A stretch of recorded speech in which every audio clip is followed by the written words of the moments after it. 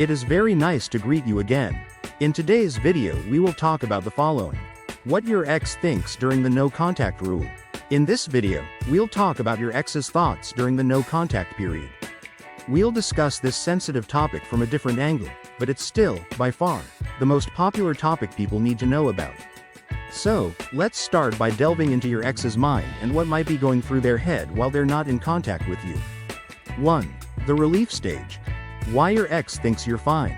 Immediately after the breakup, your ex is likely in what's called the relief stage. This is the stage that follows the breakup, and it's where your ex feels a sense of relief that the breakup has happened. During this relief stage, what your ex thinks about you is likely something like, "It's okay. It doesn't hurt. This isn't a problem for them." They might even think you'll be fine with the breakup. Why? Because they've probably given you some kind of excuse they think you can't argue with. It's that classic, "it's not you, it's me" thing. So they give you an excuse that, in their mind, should keep you from feeling bad. Sounds pretty simplistic and even superficial, right?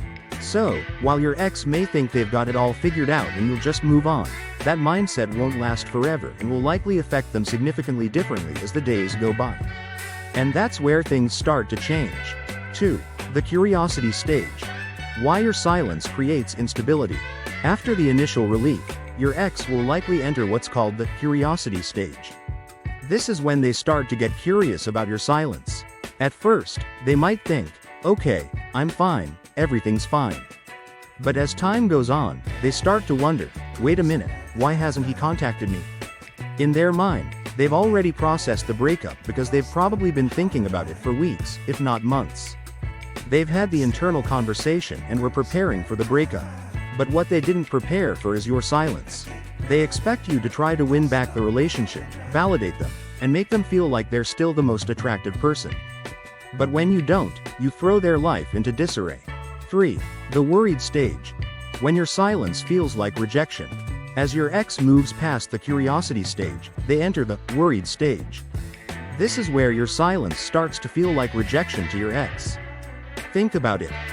If someone doesn't pursue you, if they don't try to maintain a relationship with you, over time, that starts to feel like abandonment. And that's exactly what happens to your ex. They start to wonder, why isn't they trying to win me back?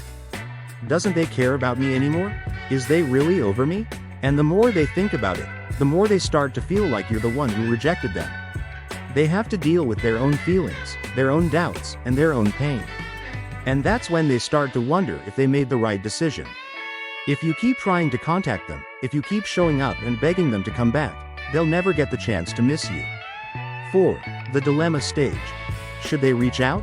Eventually, your ex will reach a point where they'll start wondering if they should reach out to you. This is where they're really dealing with their feelings and don't know what to do. This dilemma is good because it means your ex is seriously reconsidering the breakup.